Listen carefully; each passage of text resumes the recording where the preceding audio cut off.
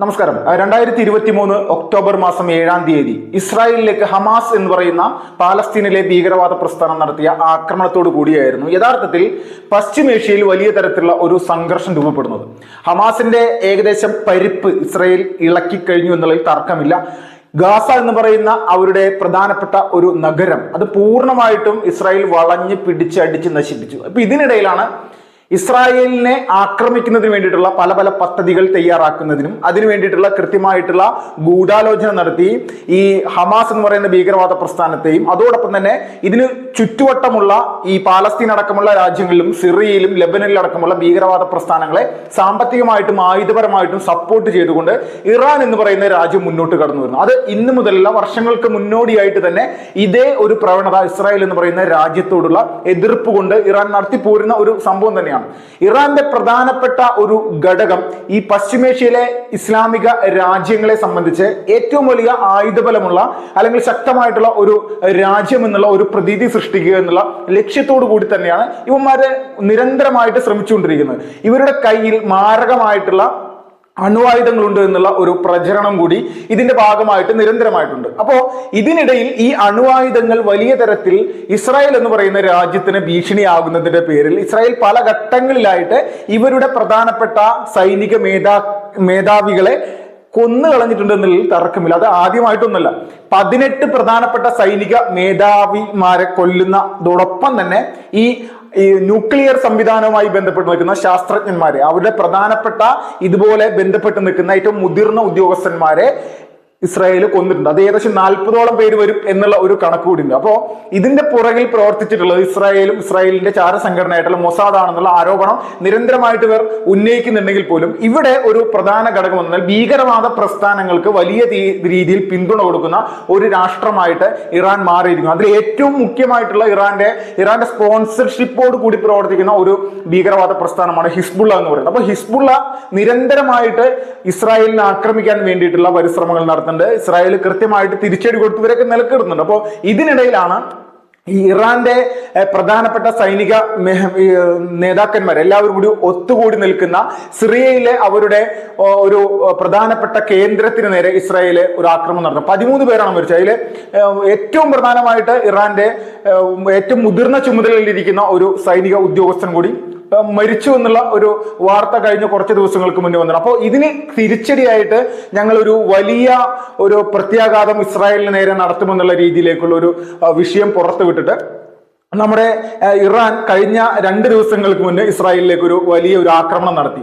ഏകദേശം 400ഓളം പ്രധാനമായിട്ട് റോക്കറ്റുകളും അതോടൊപ്പം തന്നെ ഈ അവരുടെ ഏതാണ് ഈ ക്രൂയിസ് മിസൈൽ എന്നൊക്കെ പറയുന്ന രീതിയിലുള്ള പ്രധാനപ്പെട്ട കുറെ സംഭവങ്ങൾ ഇസ്രായേലിലേക്ക് അയക്കുന്ന ഒരു സംഭവമാണ്. അപ്പൊ ഇസ്രായേൽ ഇത് തിരിച്ചടി ഉണ്ടാകുമെന്നുള്ള കാര്യത്തിൽ അവർക്ക് വ്യക്തത ഉണ്ടായിരുന്നതിന്റെ പേരിൽ ഈ ഡ്രോണുകൾ ഡ്രോണുകൾ വെച്ചുകൊണ്ടുള്ള ഒരു ആക്രമണമായിരുന്നു ഈ ഇറാൻ പ്രധാനമായിട്ട് നടത്താനുള്ള ശ്രമം ഉണ്ടാകുമെന്നുള്ള ഒരു വിവരം ഇവർക്ക് ലഭിച്ചു. അപ്പോൾ ഇത് നടത്തുന്ന സമയത്ത് പൂർണ്ണമായിട്ടും അതിനെ അവരുടെ അയൺ ഡോം വെച്ചുകൊണ്ട് പ്രതിരോധിച്ച് ഇസ്രായേൽ ഹമാസിന്റെ ഏകദേശം 5000-നും 10,000-നും ഇടയിലുള്ള വലിയ തരത്തിലുള്ള റോക്കറ്റുകൾ ഇത് വെച്ചുകൊണ്ട് പ്രതിരോധിച്ച ഒരു രാജ്യം തന്നെയാണ്. അപ്പൊ നിരന്തരമായിട്ട് ഏത് ശത്രു രാജ്യത്തിന്റെ ഭാഗത്ത് നിന്ന് ഏത് തരത്തിലുള്ള ഒരു പ്രതികരണം ഉണ്ടായാലും അതിനെ പ്രതിരോധിച്ച് നിലനിർത്താനുള്ള ശാസ്ത്ര സാങ്കേതിക വിദ്യ ഉള്ള ഒരു രാഷ്ട്രമാണ് ഇസ്രായേൽ എന്നുള്ളത് ലോകത്ത് എല്ലാവർക്കും അറിയാം. അപ്പോൾ ഇതുപോലെ പ്രതിരോധിക്കാൻ മാത്രമല്ല, പ്രതിരോധിച്ചു കഴിഞ്ഞാൽ തിരിച്ചടിക്കുന്ന രീതിയും ഇതുപോലെ തന്നെ പ്രത്യേകമായിട്ടുള്ള ശാസ്ത്ര സാങ്കേതിക വിദ്യയുള്ള ഒരു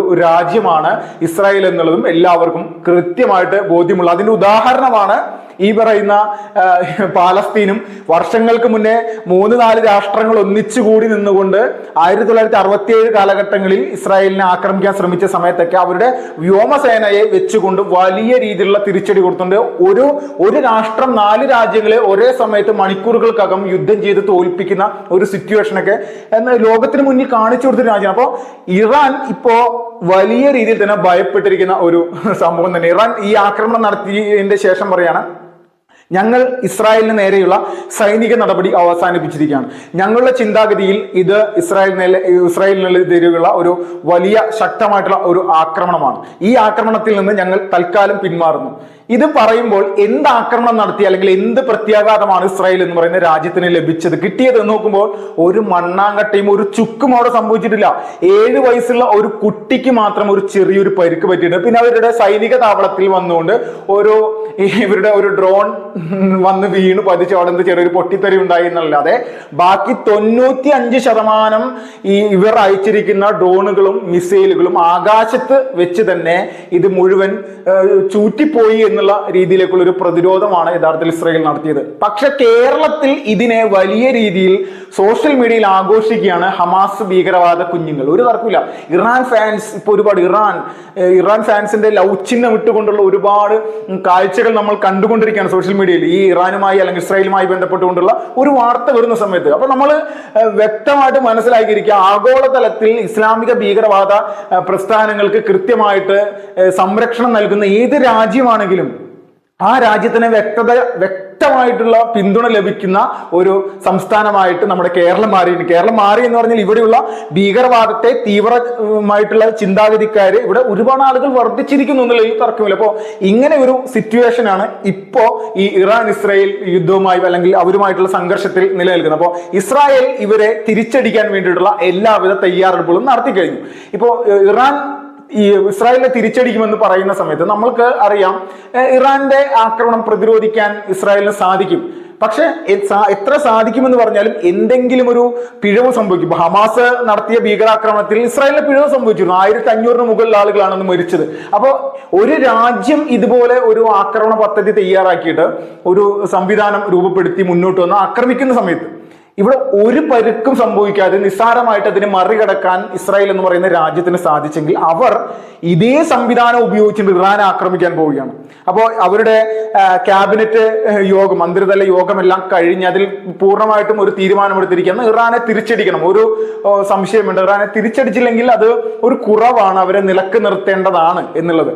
അപ്പൊ നിലക്ക് നിർത്തുക എന്ന് പറഞ്ഞാൽ വർഷങ്ങളായിട്ട് തന്നെ ഇസ്രായേൽ നിലക്ക് നിർത്തുന്നതാണ്. അവരുടെ ഓരോ ശാസ്ത്രജ്ഞന്മാരെയും അല്ലെങ്കിൽ അവരുടെ സൈനിക മേധാവികളൊക്കെ കൃത്യമായിട്ട് ഇസ്രായേൽ കൊന്നുകൊണ്ടിരിക്കുന്നുണ്ട്. ഒരു തർക്കമില്ല. കാരണം കൊല്ലുക എന്ന് പറഞ്ഞാൽ പശ്ചിമേഷ്യയിൽ ഒരു വലിയ തരത്തിൽ ഭീകരവാദികൾക്ക് പിന്തുണ കൊടുത്തുകൊണ്ട് ഇസ്രായേലിന് ഭീഷണിയാകുന്നു. അപ്പൊ ഈ ഭീഷണിയെ പ്രതിരോധിക്കുക എന്നുള്ളത് ഏതൊരു രാജ്യത്തിന്റെയും ഉത്തമമായിട്ടുള്ള കടമയാണ്. അപ്പൊ ആ കടമ നിർവഹിക്കുന്ന ഒരു പണിപ്പുരയിൽ തന്നെയാണ് ഇസ്രായേലിന് തർക്കമില്ല. അപ്പൊ ഇസ്രായേൽ നടത്തുന്ന ഈ ഒരു പ്രതിരോധവും തിരിച്ചടിയും എല്ലാം ലോകത്തിന്റെ നന്മയ്ക്ക് കൂടിയുള്ളതാണെന്നുള്ളതിലും തർക്കമില്ല. അപ്പോൾ ഇറാന്റെ കലാപരിപാടികൾ എത്രത്തോളം ഇനി മുന്നോട്ട് പോകുമെന്നുള്ളത് നമ്മൾക്കറിയാം. ഇറാനെ പൂർണ്ണമായിട്ടും തിരിച്ചടിച്ച് നശിപ്പിച്ച് കളയുക എന്നുള്ള നിലപാട് തന്നെയാണ്. ഇപ്പോ ഷേവ് ഗാസ എന്ന് പറയുന്നത് പോലെ ഷേവ് ഇറാൻ എന്ന് പറയാൻ സമയമായിരിക്കുന്നു. ഒരു തർക്കമില്ല. ഇസ്രായേൽ അതിനു വേണ്ടിയിട്ടുള്ള എല്ലാവിധ സംവിധാനങ്ങളും ഉൾപ്പെടുത്തി വ്യോമസേനയെ ഉപയോഗിച്ചുകൊണ്ട് ഇറാന്റെ പ്രധാനപ്പെട്ട നഗരങ്ങൾ, ആണവ കേന്ദ്രങ്ങൾ, ഇറാന്റെ പാർലമെന്റ് അടക്കം തകർത്ത് കളയാനുള്ള പദ്ധതികൾ രൂപീകരിച്ചിരിക്കുന്നു എന്നുള്ള വാർത്തകൾ തന്നെയാണ് പല ദേശീയ മാധ്യമങ്ങളും ഇന്റർനാഷണൽ മാധ്യമങ്ങളൊക്കെ പുറത്തുവിടുന്നത്. അപ്പോൾ ഇതെല്ലാം കേൾക്കുന്ന സമയത്ത് അല്ലെങ്കിൽ ഇതൊക്കെ കാണുന്ന സമയത്ത് നമ്മുടെ നാട്ടിലുള്ള സുഡാപ്പി ഭീകരന്മാരുടെ അവസ്ഥ നമ്മൾക്കൊന്ന് ഇനി കണ്ടു കാണാവുന്നതാണ്. നന്ദി, നമസ്കാരം, വന്ദേ മാതരം.